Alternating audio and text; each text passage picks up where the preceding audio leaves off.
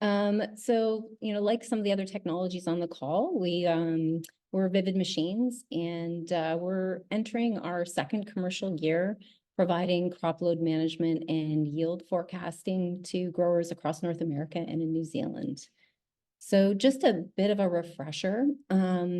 We've developed a small camera that does on-edge processing and has its own RTK and positioning built in and runs everything on the edge so that we can provide in the field predictions last year in pretty close to real time. And then provide task maps, and then as well as insights and analytics in the cloud. Things like fruit set models based on the Michigan State model, as well as growth rate curves that are very specific to farms and varieties to help with yield prediction. So a little bit about what's new for us in 2024. We are launching a new version of our sensor. So really it's about being able to process everything faster. So true real time, and just kind of keep everything moving quickly to be able to provide those predictions in the field, and then some other upgrades as well. We're also launching our tree volume model. So once again, the insights are geolocated per tree. So we understand the tree, and then we provide fruit count and size distribution predictions per tree. And now we're adding tree volume. That way we can start to provide sort of that delta in terms of what crop load should look like based on a given tree, essentially. And then, roll that up at various levels depending on how the growers are using the data. Additionally, we had a lot of customers last year, collected a lot of data. We're still collecting data in New Zealand. So we've continued to really improve our machine learning models from pink all the way to harvest. And really what that helps us do is reduce any kind of ground truthing. So like tree counting, because nobody likes doing that. And so being able to provide accurate predictions based on the computer vision models alone, thanks to our really large data set.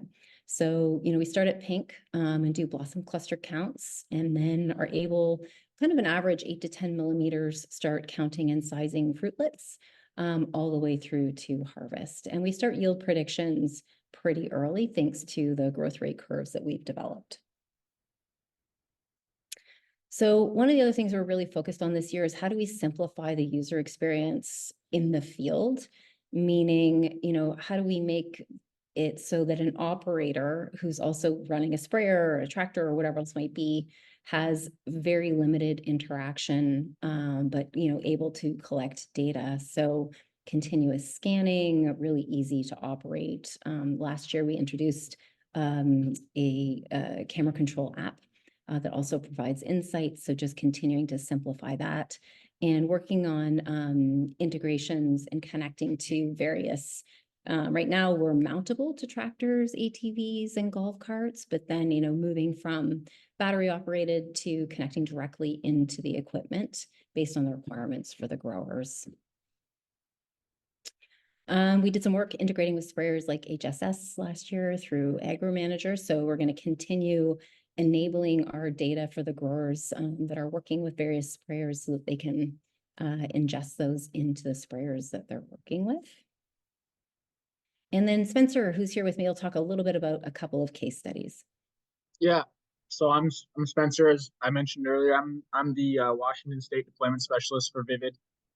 So we worked with a grower here in Washington, and we had 91% accuracy across the board on their yield.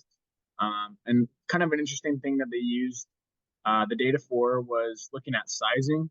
They grew a particular variety that is limited to how big it can get in order to sell it.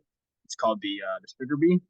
And so what they did is they saw the apple was sizing too quickly for when harvest was. So they actually cut back on the water they were applying. So the apple was not growing so much. So they were able to hit the size target for the end of the season.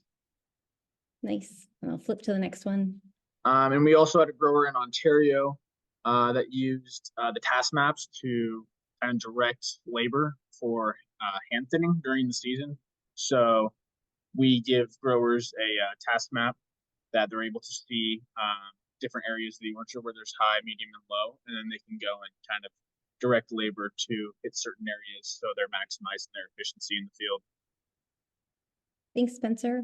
And that's really it. We're just continuing the work that we launched last year, but making things easier to use for growers and introducing tree volume and improving our machine learning models to really make it so that, ground truthing is significantly reduced.